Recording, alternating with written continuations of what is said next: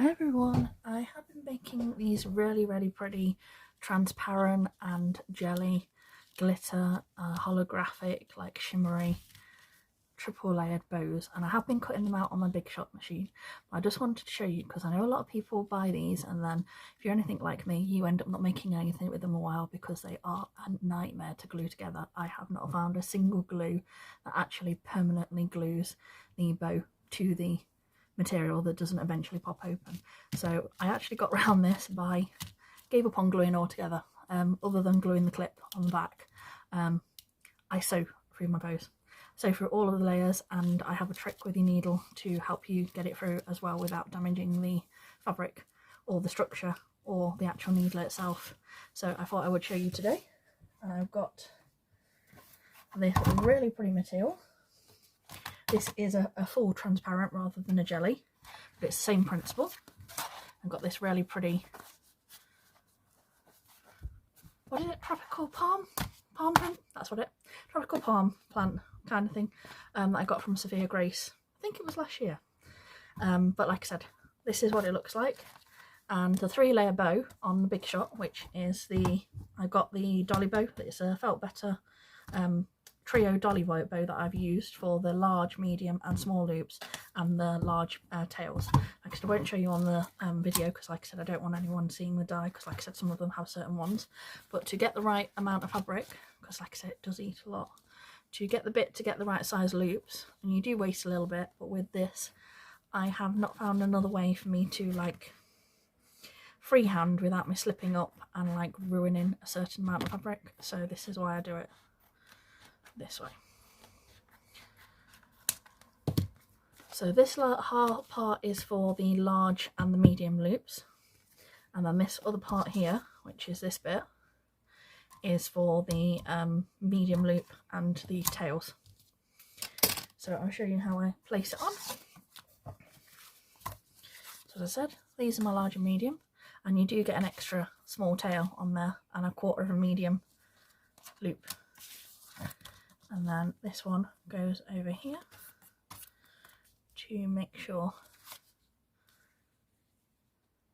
I can, and then I layer them on my Big Shot, and I will just pause this as I roll it through, not to bore you all, and then I will be back. Okay, I'm back. Big Shot's quite quick normally, but this is it directly off the plates. Now you can see I've got my little bits here, and I've got my back tails, my small loop, my extra small tail, my big loops and my medium loops, and then got some bits. Now don't get me wrong, there is some waste here and you can cut these bits. I use them and use them for centres and things like that, and like I said, you might be able to get, if you put like a background behind it, you might be able to get away with like adding these as accessories on snap clips and things like that. But it is sort of one to sort of find hard things to do, well, find ways to claim the waste. But like I said, I always use the extra tail, like I said, because I'll have other fabrics that I can match that to, and it's not too much considering how much I would waste if I was hand cutting. It would be equally as much, because like I said, I just wouldn't get them perfect and I would end up binning half of it. So for me, like I said, even though it is more waste than a standard bow, it is worth it for me, because like I said, I wouldn't be able to cut that straight otherwise. So then you've got your large, medium, small and tail, and you'll have to excuse my needle because I was forcing it through like 7 layers of fabric at one point, and I did bend it slightly, but like I said, because I use it for this, and you can see where I've heated the tip multiple times as well, because I use it for this, I'm not too bothered, because like I said, it's only going to bend more on some occasions when I do. And I also I'll link the needles that I use on a regular basis, because I use long darners and I find them the best ones for sewing my regular ribbon bows and for these kind of things as well, because it's enough to get it through all your layers. They tend to be a little bit on the stronger side, and they're good quality. It's taken me about 8 months to get to the point where I've managed to do that much damage to it, and if I'd have just been sewing ribbon, it wouldn't be an issue at all. I tend to change my needles when getting them through, like ribbon starts being like when you're starting to snag the ribbon. And then what you want to do is I turn these like this and start with this. Now if you can't get it through, because it doesn't always go straight through this, all you need to do is very, very lightly heat it. Go right through the middle. And there's your first layer. Then I take my loop, line up my loops,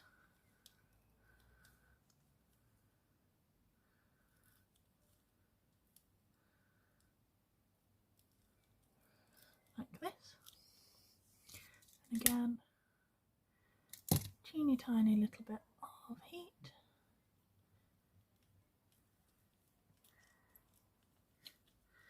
Straight up. What I'm going to do, I'm just doing my layers because otherwise it pops up a minute and it drives me mad. And then we get the next one, and again, line them up, bring your other side in, line up that one,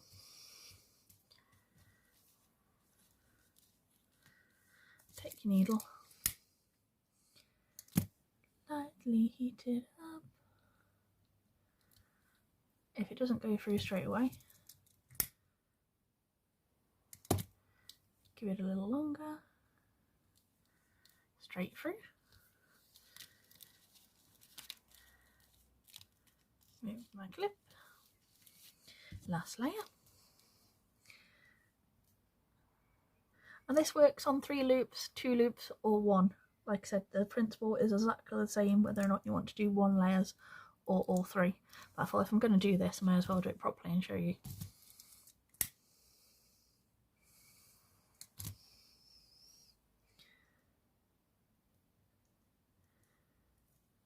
Okay. Move my clip out of the way now.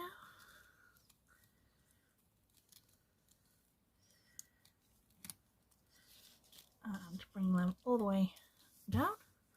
And with that, if you do, look how much they pop open. So that's what it looks like at the moment.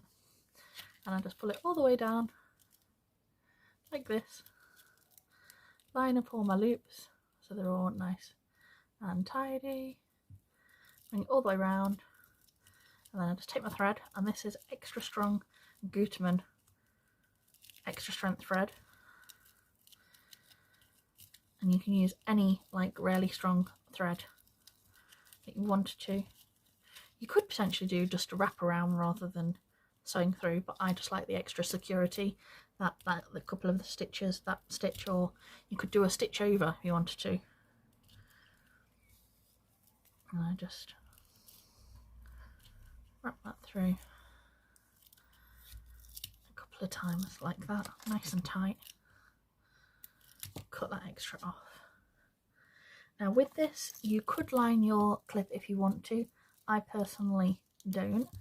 What I do to secure my clips, and I have this one, which is a 60mm, or is it 55?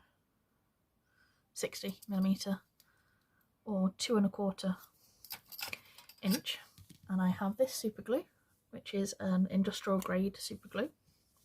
And I'm really, really careful with this, and you do need to pay attention. What I do is I do a thin layer like this, and I've got my glue gun on 100. Don't cross the glues though, because it makes a horrible smell and it doesn't work as well.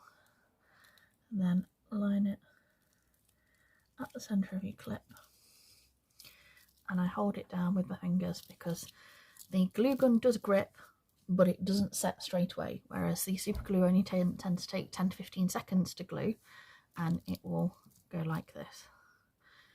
Now I will say, on a couple you can see the glue a teeny tiny bit, but not enough to make it not look pretty in the hair.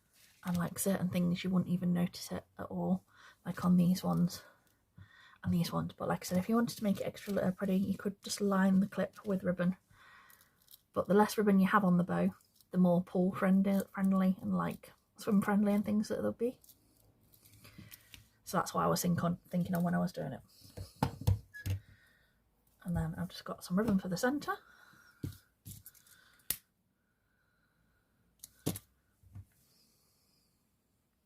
A little bit of glue on the back.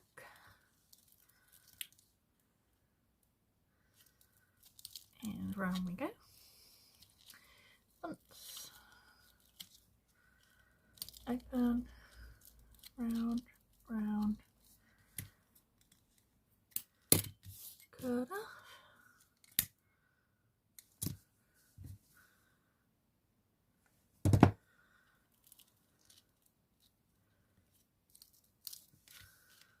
And then for this one, on the other one, I added a like little scrunchy centre.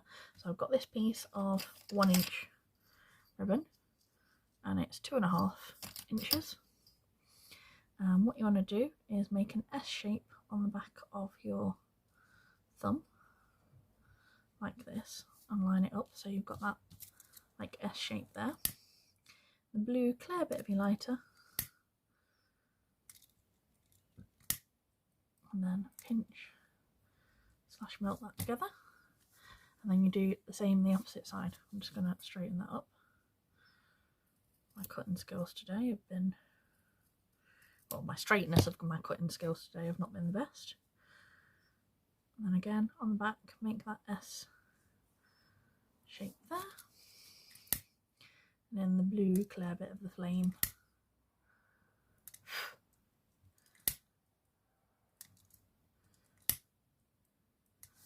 Pinch that together so you get nice sealed ends, and this is what it looks like. Now on one of the flat sides, I'm going to flatten it down a little bit,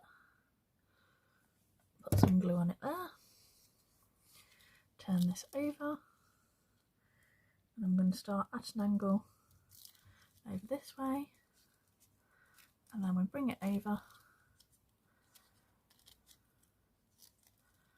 round like this, and that's where you get that scrunch. I'm just going to make this a little bit shorter because I don't need quite that much. I always start longer and work my way around rather than shorter and not have enough to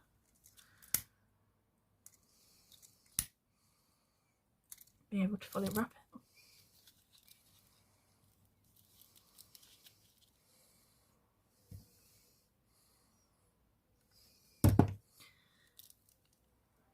And there you go.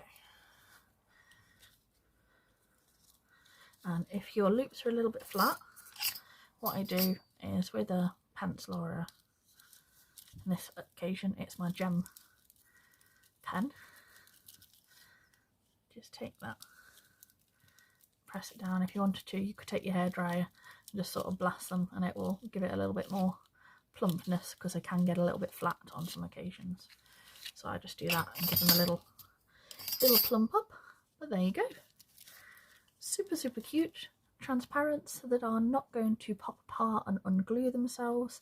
And even with the glue at the back, if they do happen to pull apart, because you have wrapped them with the ribbon as well as with the super glue glue gun combo, they are still going to remain secure.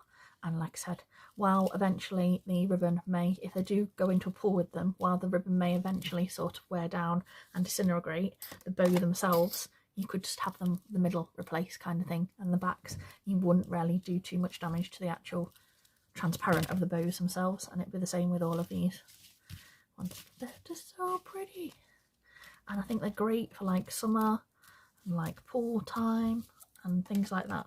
So hopefully you've all enjoyed this, and I'll speak to you all soon. Bye.